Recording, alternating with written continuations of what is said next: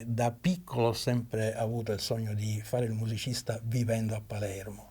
Questa cosa in un certo senso sono riuscita a portarla avanti in maniera un po' fortunata, perché comunque il fatto di avere messo su una scuola già da parecchi anni insieme ad altri miei colleghi, Loredana Spata e tanti altri, da 25 anni ormai che portiamo avanti questa scuola che ci ha dato veramente delle soddisfazioni, per cui è sempre stata uno stimolo per poter continuare a vivere di musica in un certo modo eh, e appunto sono contento perché parecchi talenti sono passati dalle mie mani, ho avuto la fortuna anche di imparare da loro tante cose.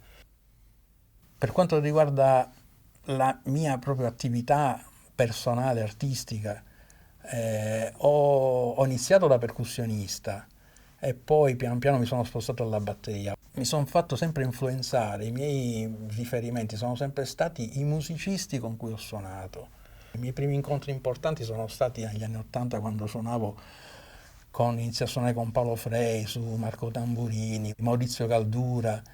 Attraverso l'esperienza con questi musicisti ho iniziato ad appassionarmi alla composizione, immaginando proprio, iniziando a scrivere della musica, ma non tanto in quanto musica così, proprio pensavo ogni volta che scrivevo a chi me la doveva suonare, conoscendo, entrando in sintonia. Quindi una cosa che mi ha molto appassionato è questo aspetto qua. E negli anni '80 ho iniziato appunto questa mia attività portando avanti dei miei gruppi. Io non sono mai stato un batterista richiesto per fare il sideman, cioè il batterista serve un batterista, chiamiamo perché per fare la ritmica, accompagnare un solista di qua e di là.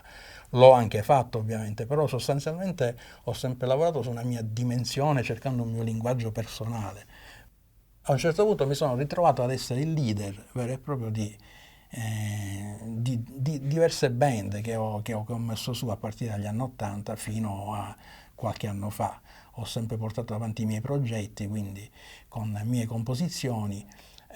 Ho suonato gli standard e cose, ma sempre lavorando molto sull'arrangiamento.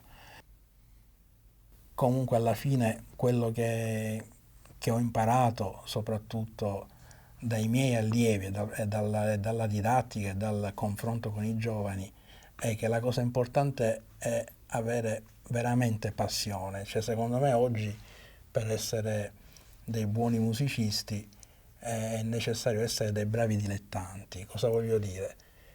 Perché purtroppo questa cosa magari ogni tanto si perde, nel senso che già molti pensano subito alla professione.